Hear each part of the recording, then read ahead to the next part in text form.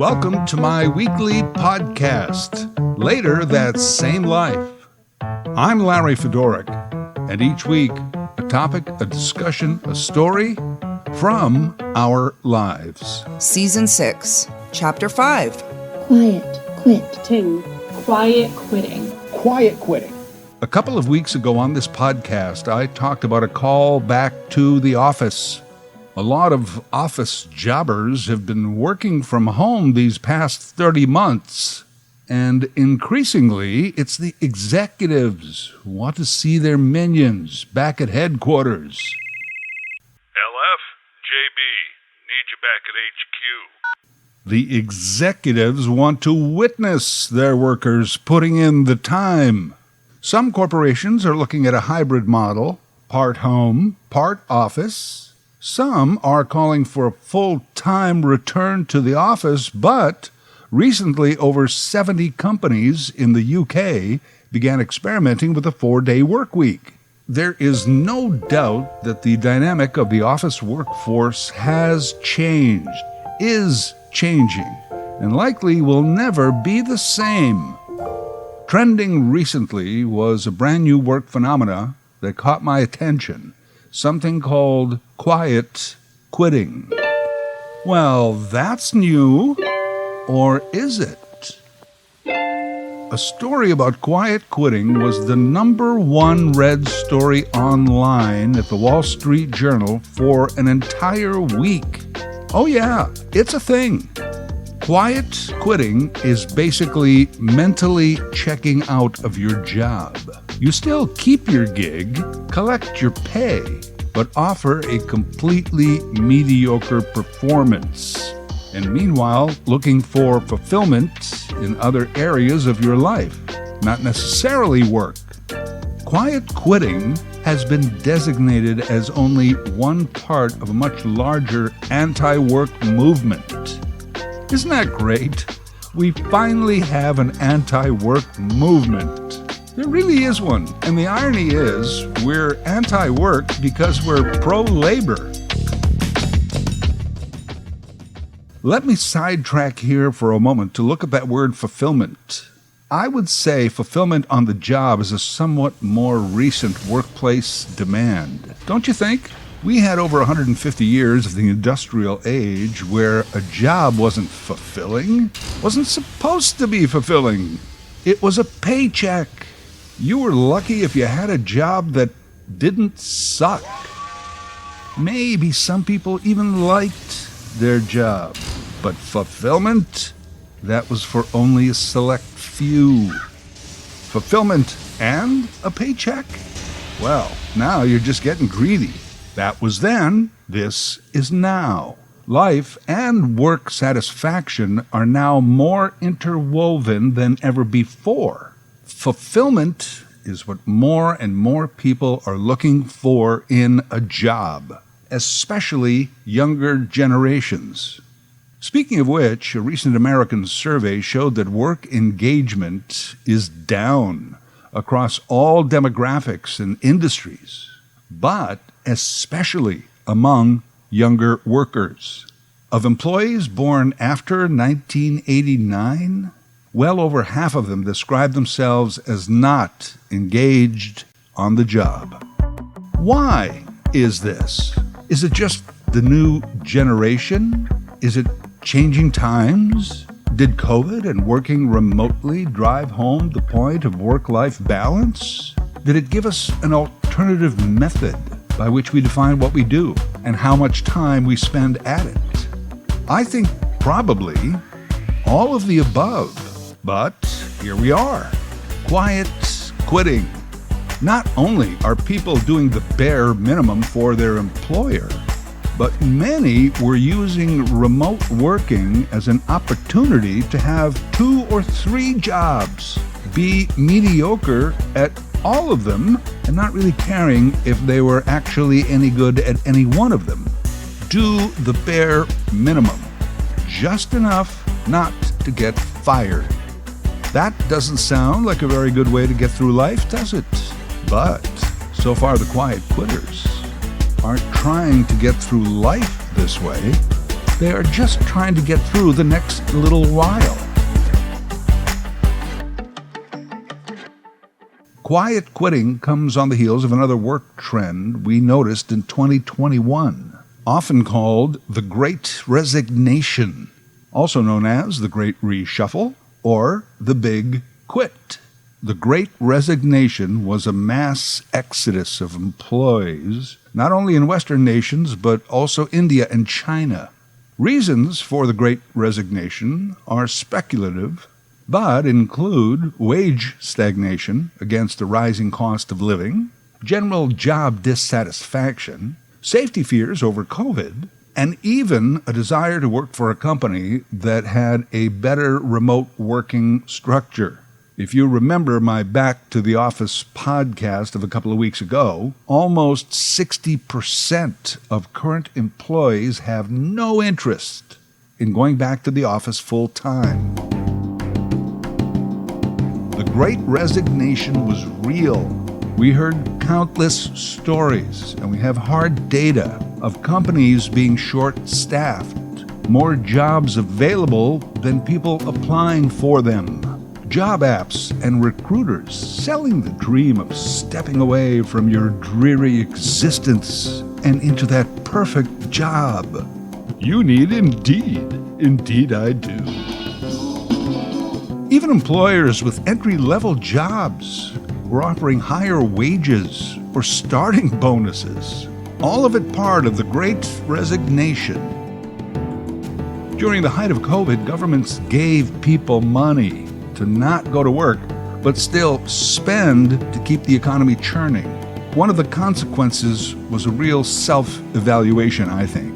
What have I been doing? Is it worth it? What is life? And all those other trivial questions that one day we want to ask the guru on the mountaintop. The government money ran out, and most people needed jobs, and quiet quitting is an offshoot of that Great Resignation. I'll get another job, but this time I won't actually physically quit, but as I said earlier, just mentally check out. Do the minimum not to get fired. If you think about it, that's not necessarily such a bad attitude. As far as I know, most employees aren't on a bonus or profit-sharing plan.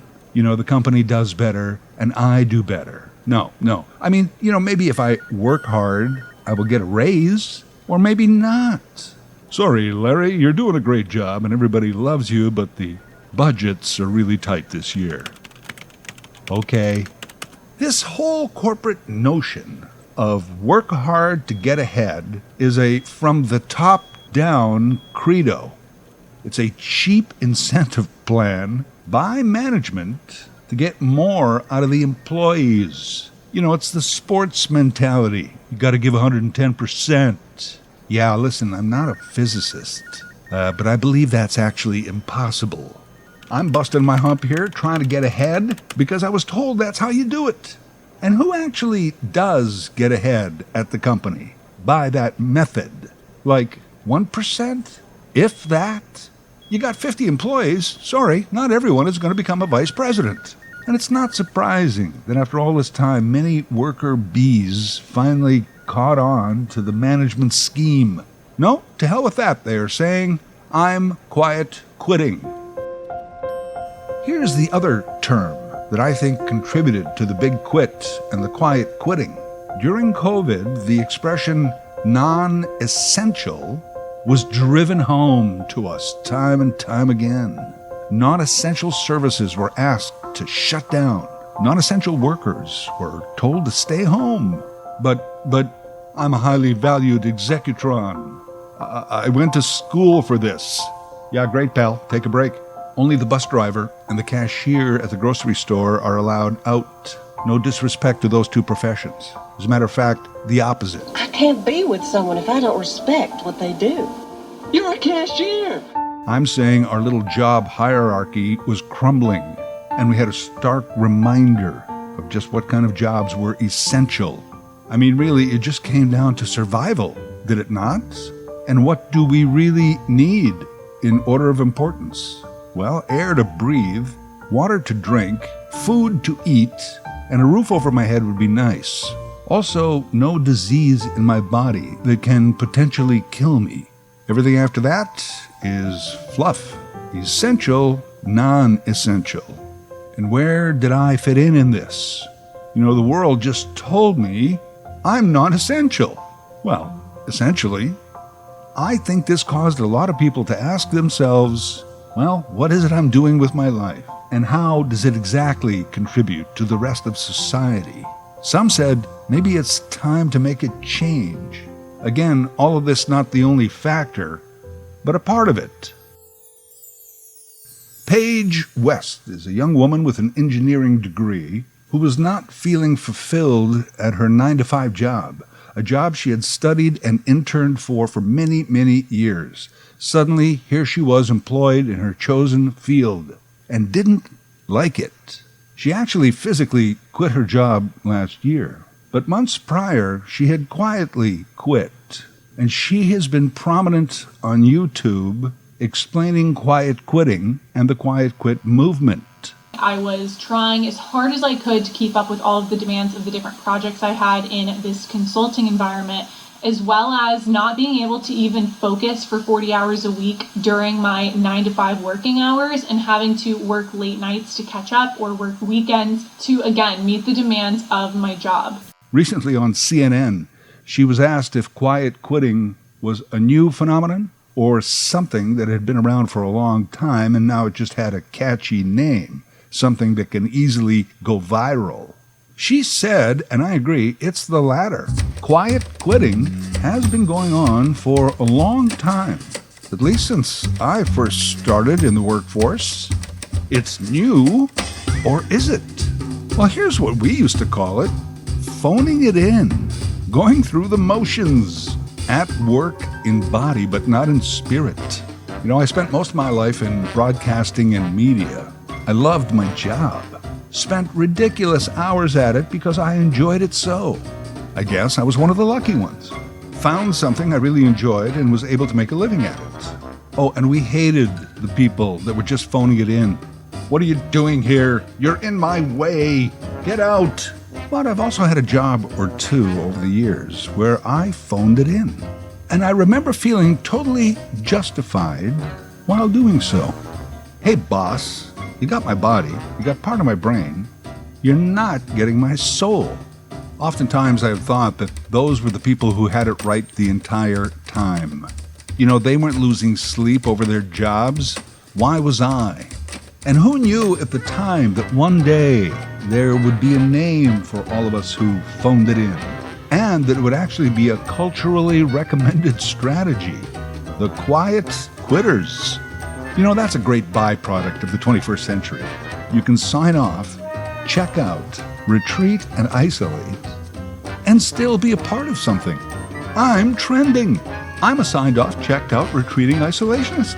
Oh, I still keep busy, though, in other areas, Matter of fact, recently I clicked the thumbs up icon.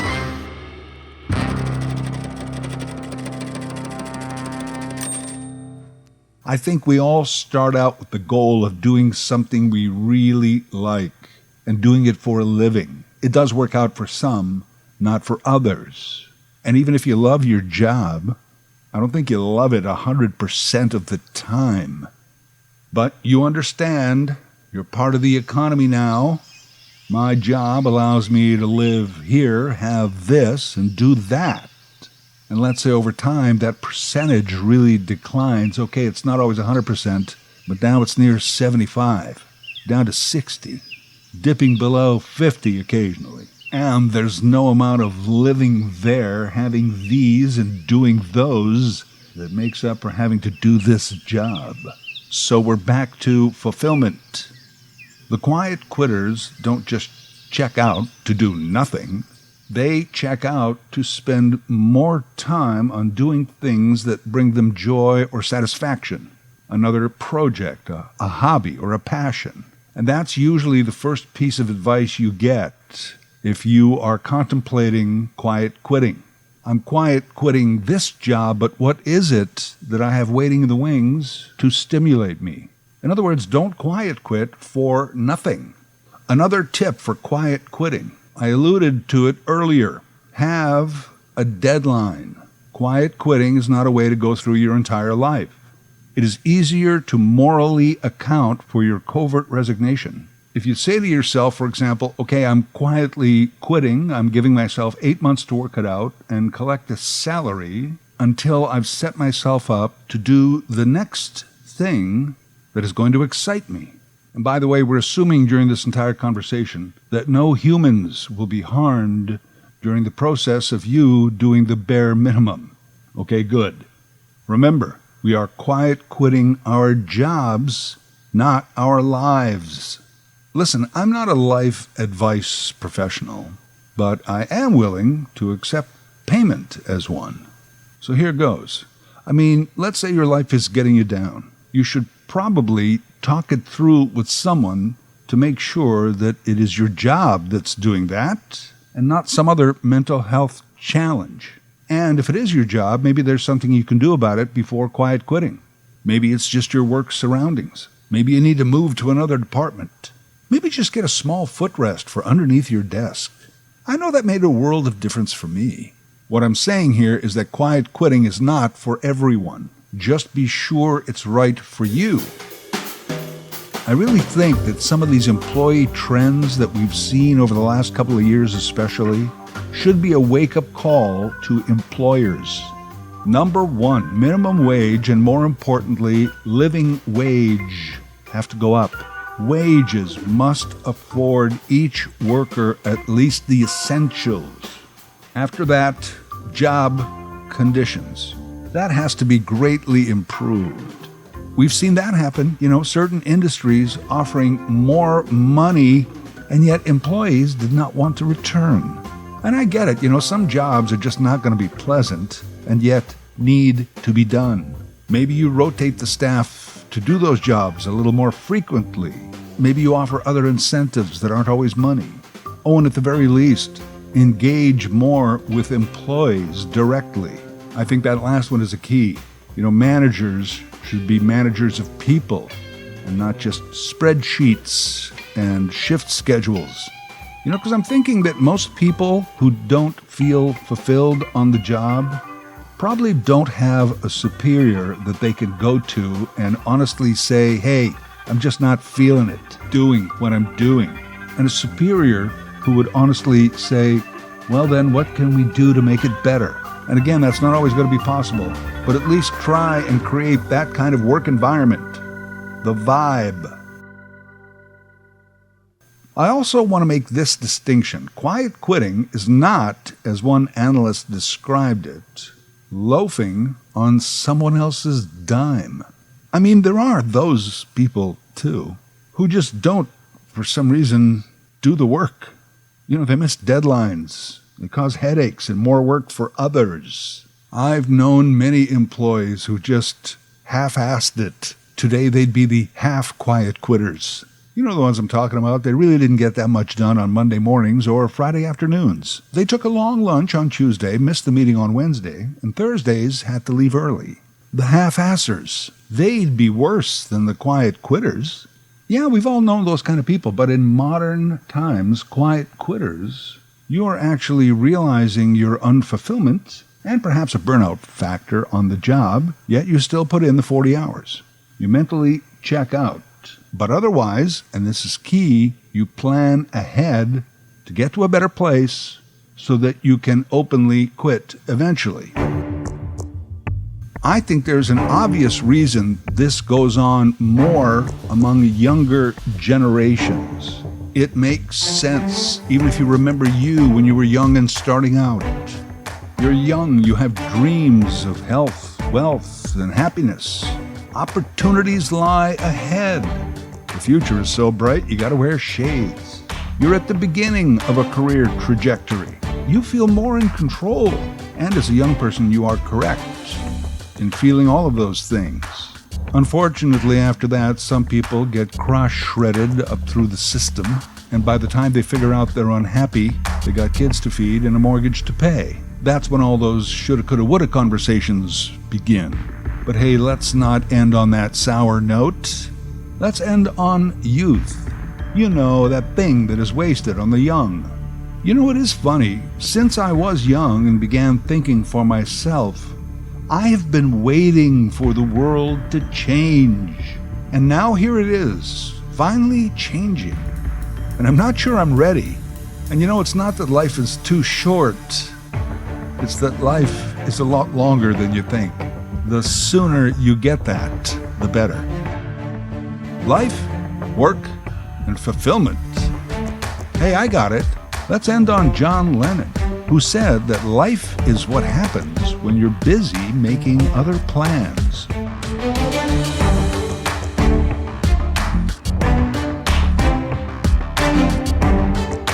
Later That Same Life is written, voiced, and produced by Larry Fedoruk. LarryFedoruk37@gmail.com. Subscribe to Larry's podcast YouTube channel. Get automatic notifications with each new episode.